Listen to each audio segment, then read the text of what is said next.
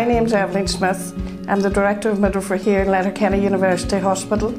I want to congratulate you on your pregnancy, and I'm delighted that you've chosen Letterkenny to have your baby.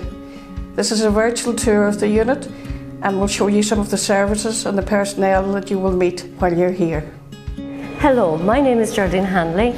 I'm one of the clinical midwife managers here in Letterkenny Maternity Unit.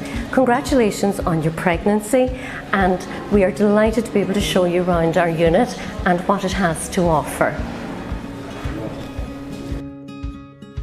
If you present to Letterkenny Hospital during the daytime, the main entrance is the access route from 8 AM in the morning until 10 PM at night. The door will be locked at 10 PM at night, and the entrance to the hospital then, including the maternity unit, will be via the emergency department. When you arrive at the main entrance of the hospital, maternity is located on floor B or level 1 if using the lift. When you arrive at floor B at the maternity unit door, please use the buzzer. The doors will automatically be opened from inside the unit. When you arrive inside the maternity unit, please make your way down towards the reception desk. A member of staff will guide you to have a seat outside the admission room. At the reception desk, there is a member of staff on a 24-hour basis, so if you ever need to seek advice, please feel free to phone. In the admission room, the midwife will perform your first initial assessment. Hello, my name is Donna, and this is the admission room. If you need to be assessed on your pregnancy or if you're in labour, you come in here. This is the CTG, and that's the scanner there. If after your first assessment you are in established labour, we will guide you and your birthing partner to the birthing suite. Welcome to the maternity unit in Letterkenny University Hospital. This is our birthing unit. We have 4 birthing rooms, all of similar design, and this is the space that you and your partner will spend your labour time here. In the unit, all the rooms have a specific labour bed, which is used during the duration of the labour when the ladies aren't mobilising. We have a CTG machine, which is cardiotogograph monitoring to monitor baby's heartbeat intermittently or continuously. We also have a little Doppler, fetal Doppler, to monitor the baby's heartbeat. In the room, we also have a very important piece of equipment called a resuscitaire, and this equipment is used should your baby need any assistance after the birth. We promote a natural approach to labour and birth, so the midwife caring for you will encourage you and assist you to use different positions for birthing, leaning forward positions, including the use of the birthing ball. We also encourage breathing and relaxation techniques and hypnobirthing techniques. Should you need anything stronger for pain relief, the midwife will discuss your options with you. We have available gas and air, known as Entonox, or pethidine, or an epidural service. Should a caesarean section be deemed necessary by medical staff at any stage, then your midwife will transfer you to theatre. Approximately 1 hour after birth, you will be transferred to the postnatal ward with your baby. You will remain in the postnatal ward for 1 to 3 days. In the postnatal ward, a midwife will help you care for your baby. At Letterkenny Maternity Unit, we promote, support and protect breastfeeding. Should your baby need any additional care, we have the facility of the neonatal unit on the maternity floor. Hello, my name is Amanda. Welcome to the neonatal unit. You are here because your baby has been born early or because they are a little bit unwell after birth. When you come into the unit, everybody is asked to wash their hands. Hi, my name is Reshmi. When your baby comes into the neonatal unit, if the baby is sick or premature, will be kept in an incubator and connected to a monitor for the monitoring purpose. When your GP confirms your pregnancy, they will refer you to the hospital. You will have a dating scan here in fetal assessment. Hello, my name is Geraldine. I'm one of the clinical midwife specialists for fetal assessment. This is our waiting area here up in floor B, the gynae ward, and I'm just going to bring you in now and show you one of the scan rooms. So this is Tina, one of our clinical midwife specialists as well, and this is our scan room. Following your fetal assessment scan, you will be referred to the antenatal clinic for your booking visit. Your antenatal classes will be discussed with you at your booking visit and booked accordingly. Having a baby is a very exciting time and is also a very big life-changing event. The Antenatal Education Department at Letterkenny Maternity Unit offer a wide range of antenatal education classes, including hypnobirthing techniques. These classes help to empower parents to make informed decisions based on the best available evidence, and we are privileged to be part of your pregnancy birthing journey. At Letterkenny Maternity Unit, we work as part of a multidisciplinary team. Hello, I'm Dr. Matt McKernan, consultant obstetrician here.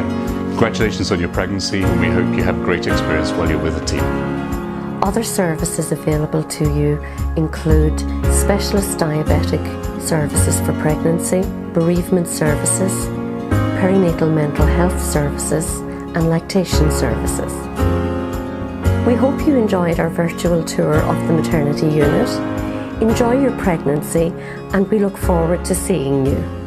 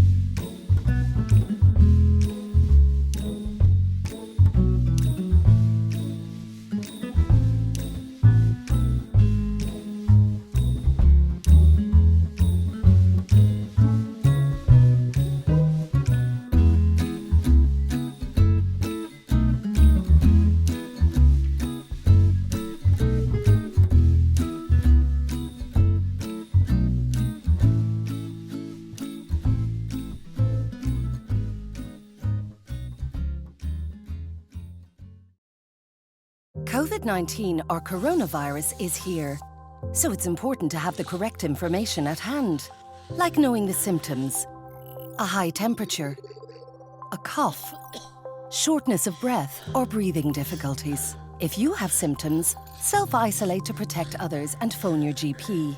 Visit hse.ie for updated factual information and advice, or give us a call. Protection from coronavirus. It's in our hands.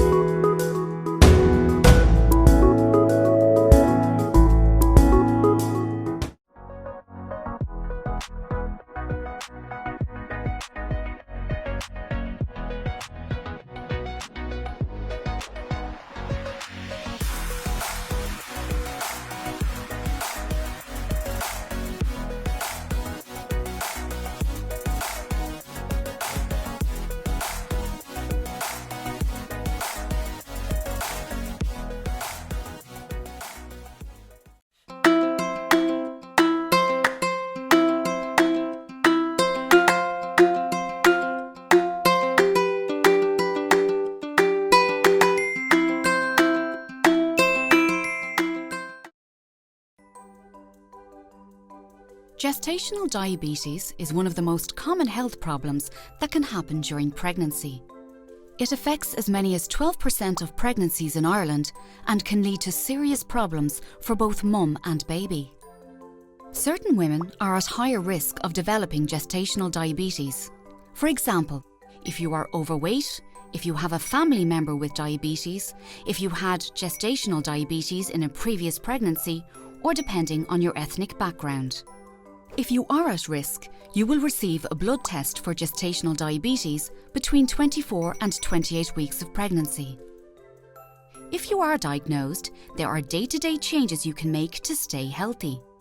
How much exercise you get and what kind of food you eat can have important effects on your health and your baby's health. But what happens when you have gestational diabetes, and how can diet and exercise help? Food and drinks are broken down in your digestive system. The sugar they contain is absorbed into your bloodstream.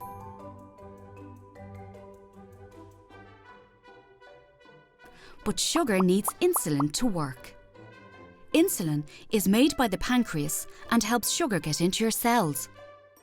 Insulin acts like a key that lets the sugar move from the bloodstream into the cells of your body, where it is used for energy. Pregnancy hormones change the way insulin works in your body.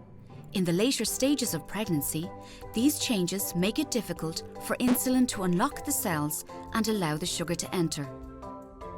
This is what is known as insulin resistance. Some insulin resistance is normal in pregnancy, but this means that your pancreas needs to work extra hard to keep blood sugar levels in a healthy range. When you have gestational diabetes, your pancreas is not able to keep up. As a result, too much sugar is left in the blood. However, a carefully planned diet with high-fibre carbohydrates and no added sugar can make it easier for your body to manage the sugar in your blood. Exercise will also help keep blood sugar low, as it improves insulin's ability to unlock the cells and uses up sugar for energy. If blood sugar is controlled, your chances of a healthy pregnancy are the same as a non-diabetic mum. This makes diet and exercise powerful tools for a healthy pregnancy. However, if blood sugar is not well controlled, this can lead to problems in both mum and baby. In a study of 23,000 pregnant women around the world, researchers found a link between high blood sugar in mum and babies that had grown too big. Researchers also found a link between high blood sugar and preeclampsia, premature delivery, need for caesarean section, birth injury, and abnormal sugar control in baby.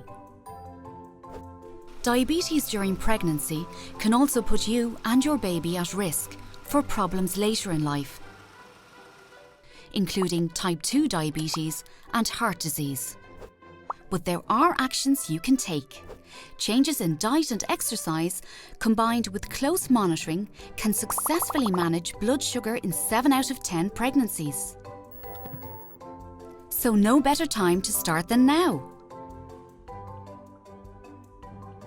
To learn more about Irish research on maternal and newborn health, you can visit the HRB Mother and Baby Clinical Trial Network's website.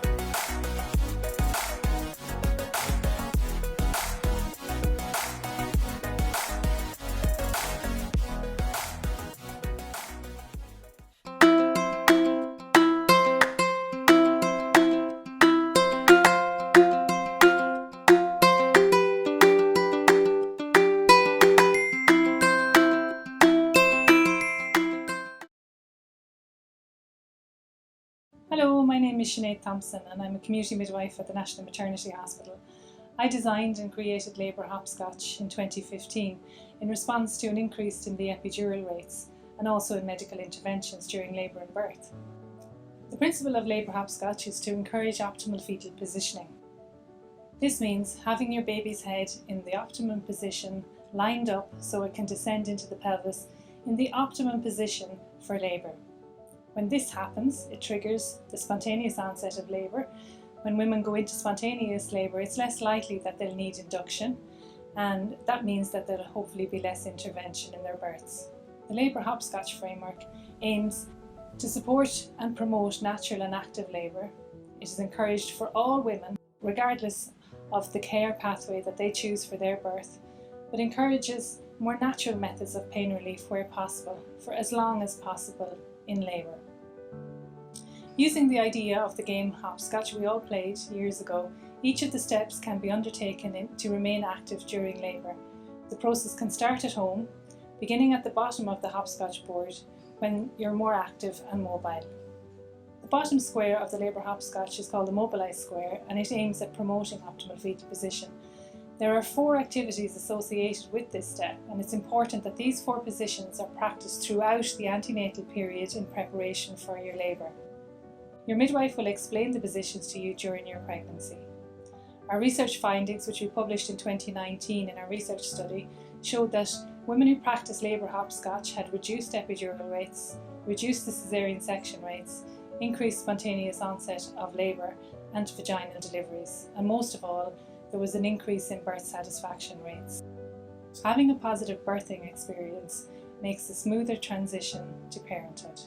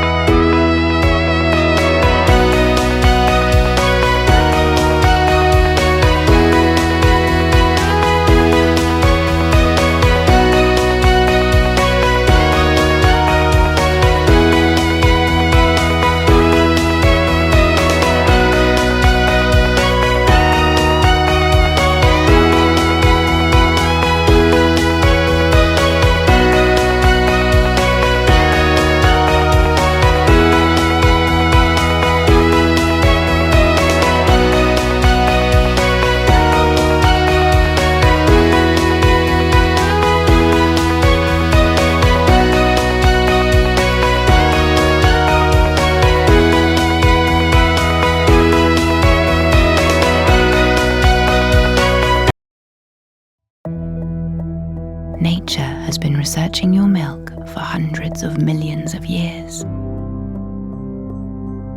The composition of your milk is alive and changes throughout the day, the night, the months, and the years to meet your child's needs.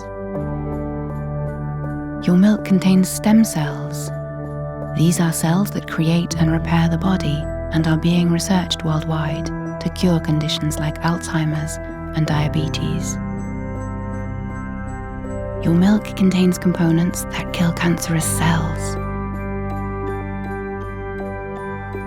Your body identifies bacteria and viruses found in your baby's body and environment. You then produce antibodies specifically tailored to those infections and deliver them to your child through your milk. Your milk appears to switch on a gene in your baby's body, which produces a hormone called leptin. This hormone tells your baby when his tummy is full, protecting him against overeating. Your milk contains oxytocin, a hormone that induces relaxation and feelings of well-being in your child and in you. It's all in you. Human milk, tailor-made for tiny humans. Changing your newborn's nappy is one of those things you'll be doing 7 or 8 times a day, so it's best to be organised from the start. Make sure you have everything you need ready and close to hand. Place your baby on a clean, soft, flat surface. Open the nappy and wipe away excess stools from the genital area with the corner of the nappy. Hold your baby by the ankles and lift up their bottom. Use soft cotton balls or a wet cloth to clean your baby. Clean around the umbilical cord area. For a girl, be sure to wipe from front to back. This will help minimise the spread of an infection. Swap a clean nappy for the dirty one. Use the tabs to see which way goes up. Avoid covering the umbilical cord as this can cause irritation. For a boy, keep his penis pointed down. Fasten the nappy at both sides with the tapes, making sure it's snug, but not so tight that it pinches the skin. Retape the soiled nappy around the contents, put it in a plastic bag and discard it in the bin. Dress your baby and wash your hands thoroughly. Babies wet their nappies several times a day. The number of wet nappies is a helpful sign of how much fluid the baby is taking in. Generally, a baby should have 5 to 6 wet nappies each day. This is a good indication that they're getting enough milk.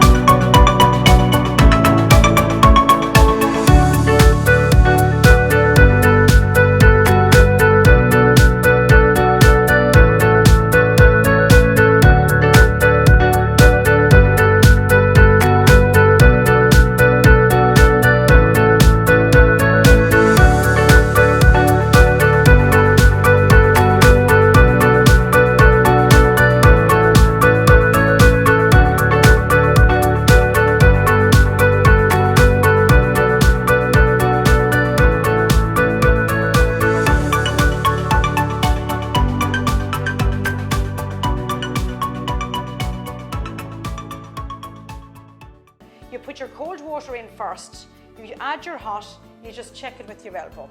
If it's comfortable for your elbow, it's fine for the baby. It's about 36 degrees centigrade, the water temperature. You put your hand underneath the baby's head like that. You just took the baby under your elbow resting on your hip. Now I'm holding the baby in the same position and I'm going to wash the baby's hair. So just wash it nice and gently. This is a very good baby. And I'm going to come back onto my mat and I'm going to lie the baby back down and I'm going to dry the baby's head well. Babies lose a lot of heat from their heads, so make sure that you dry the baby's head very well. Now, when you're lifting the baby into the bath, just turn the baby over on its side, over in this position. Just put one arm, your left arm, underneath the head and hold on to the left arm. And put your right arm underneath the bottom and hold on to the left leg. Now you see there is no way this baby's going to fall on me. I've got the head well supported with my arm here on the left and I've got a good grip of the baby. Now nice and gently you're going to let the baby into the bath. If the baby's enjoying it, of course, just leave them in for a little while. Babies are very used to water from being inside, so they love the sound of the water. I'm going to lift the baby out again. Now you see I'm lifting the baby out nice and gently. So you settle them down, give them a little cuddle, settle them down, and then you're going to dry the baby off well. Don't forget areas where they can get sore if you leave them wet. All babies are quite fat in here, so get right in there under the chin, because if you leave areas wet, they're going to get red and sore. They're all get right onto the armpit here, where they're like that. And another areas get right onto the behind the knees and in the groin area. They're areas that can actually get sore if you leave them wet. So you make sure that you dry those areas off very well.